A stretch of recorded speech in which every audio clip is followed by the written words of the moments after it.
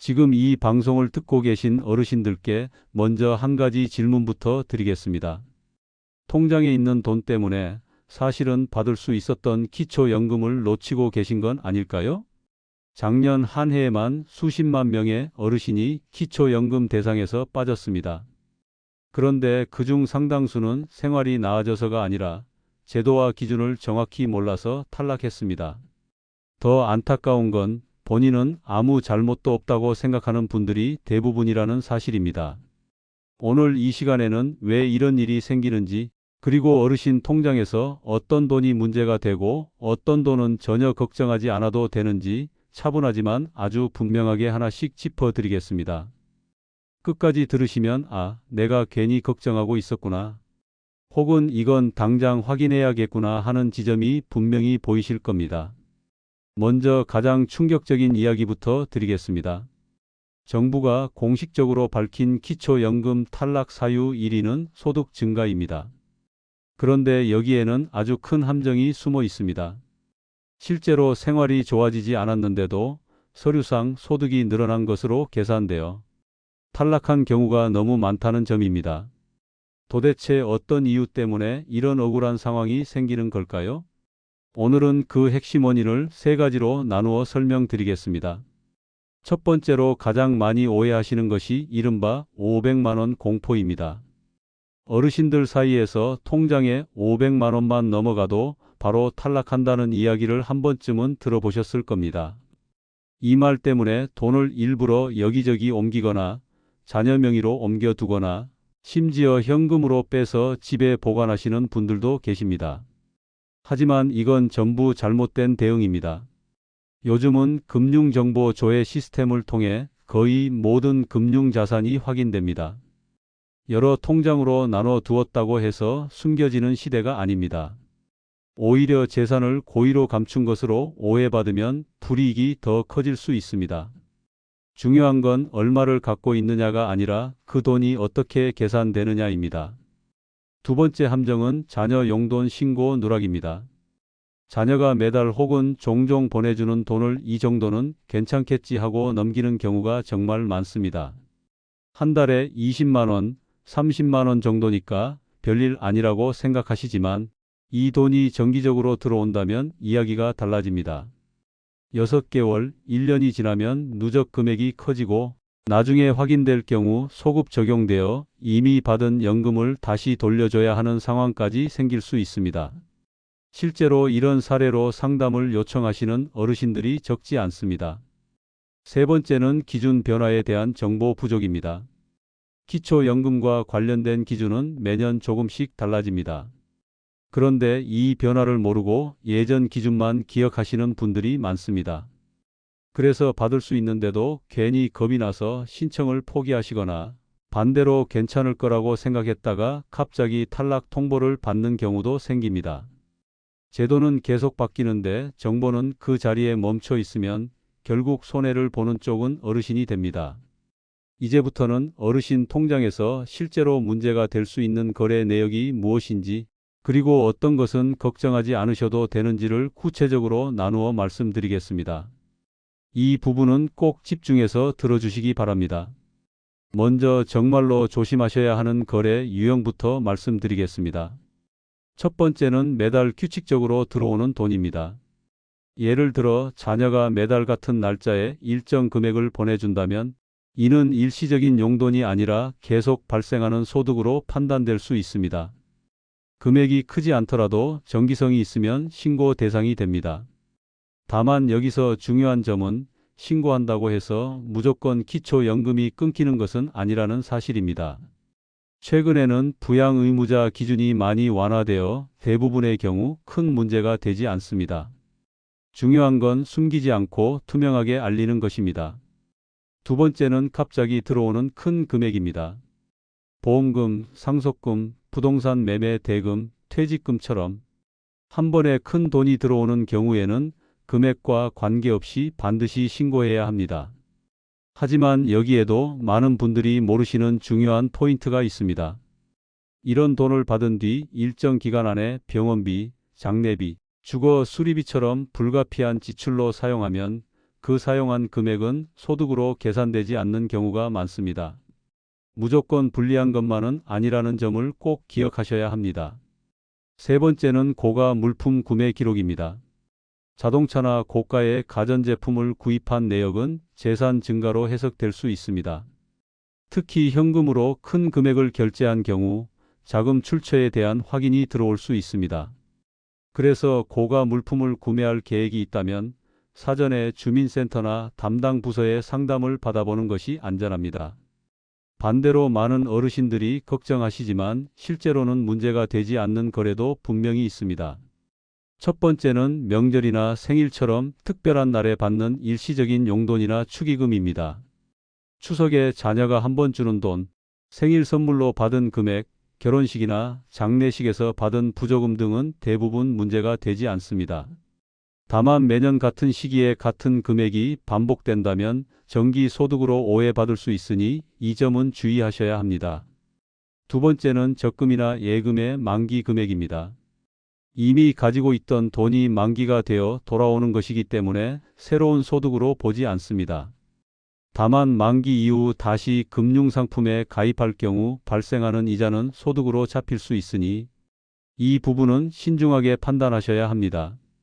세 번째는 통장에 일정 금액을 보유하는 것 자체입니다. 정부에서는 어르신들의 최소한의 생활 안정을 위해 생활준비금을 인정해 주고 있습니다. 일정 금액까지는 생활비로 필요하다고 보고 소득 계산에서 제외합니다. 따라서 통장에 돈이 조금 있다고 해서 바로 탈락하는 일은 없습니다. 이 점을 모르고 괜히 불안해하시는 분들이 정말 많습니다.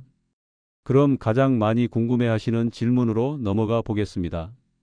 도대체 통장에 얼마까지 있으면 괜찮은 건가요? 이 기준은 전국이 똑같지 않습니다. 지역별로 다르게 적용됩니다. 이유는 간단합니다. 집값과 생활비 수준이 다르기 때문입니다. 서울의 경우 기본재산 공제액이 가장 높습니다. 기본 공제액에 생활준비금을 더하면 1억 원이 넘는 금액까지 인정받을 수 있습니다. 경기도는 그보다 조금 낮고 그 외 지역은 상대적으로 기준이 낮습니다. 하지만 중요한 건 단순히 숫자가 아니라 계산 방식입니다.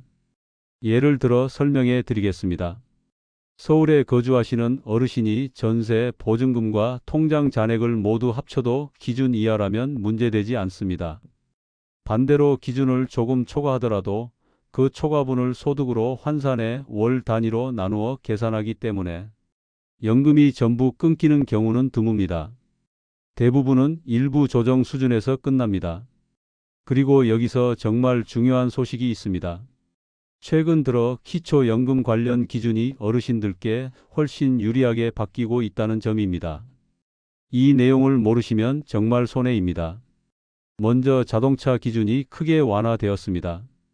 예전에는 배기량과 차량 가격 기준이 매우 엄격했지만 최근에는 일정 연식 이상 차량은 가격과 관계없이 인정받을 수 있게 되었습니다. 오래된 차량 한 대 때문에 탈락하는 일은 이제 거의 없어졌다고 보셔도 됩니다. 두 번째로 부양의무자 기준도 완화되었습니다. 자녀의 소득과 재산 기준이 상향되면서 일반적인 직장인 가정이라면 대부분 영향을 받지 않는 수준이 되었습니다. 예전 기준만 알고 계신 분들은 이 부분을 꼭 다시 확인하셔야 합니다. 세 번째는 근로소득 공제 확대입니다. 65세 이상 어르신이 일을 하시는 경우 벌어들인 금액 전부를 소득으로 보지 않습니다. 일정 금액은 기본적으로 공제해주고 그 이후에도 추가 공제가 적용됩니다. 실제로는 벌어들인 돈보다 훨씬 적은 금액만 소득으로 계산됩니다. 그래서 일을 하고 계시다고 해서 무조건 불리해지는 것은 아닙니다. 네 번째는 기준 중위소득 인상입니다. 1인 가구, 2인 가구 모두 기준이 올라가면서 더 많은 어르신들이 대상에 포함될 수 있게 되었습니다. 예전에는 아슬아슬하게 탈락하셨던 분들도 다시 가능성이 생긴 셈입니다. 하지만 여전히 많은 분들이 놓치고 있는 함정도 있습니다. 첫 번째는 금융상품 이자입니다.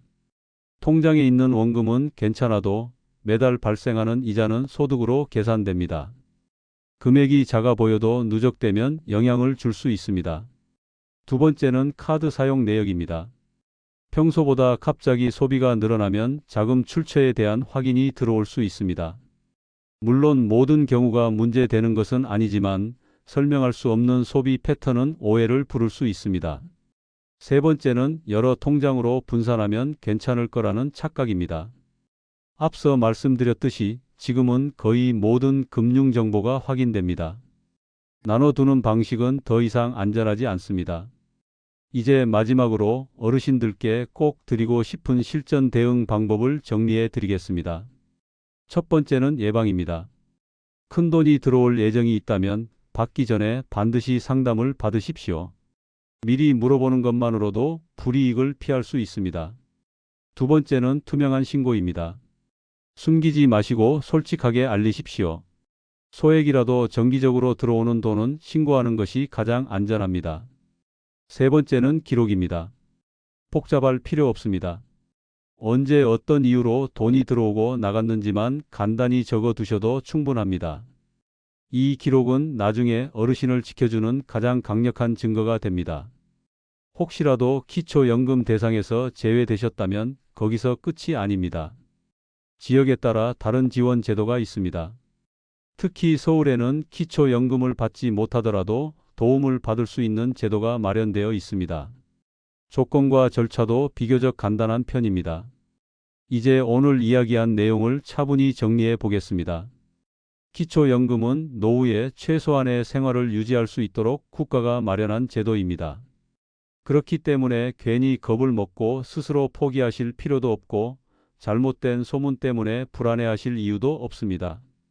통장에 돈이 조금 있다고 해서 자동으로 탈락하는 것은 아닙니다. 지역별 기준이 있고 공제되는 금액이 있으며 정기적인 소득과 일시적인 돈은 분명히 구분해서 계산합니다. 이 기준만 정확히 알고 계시면 억울하게 탈락할 일은 충분히 막을 수 있습니다. 혹시라도 기준이 애매하거나 판단이 어려운 상황이라면 혼자 고민하지 마시고 주민센터에 먼저 상담을 받아보시기 바랍니다. 미리 물어보는 것만으로도 불이익을 피할 수 있는 경우가 많습니다.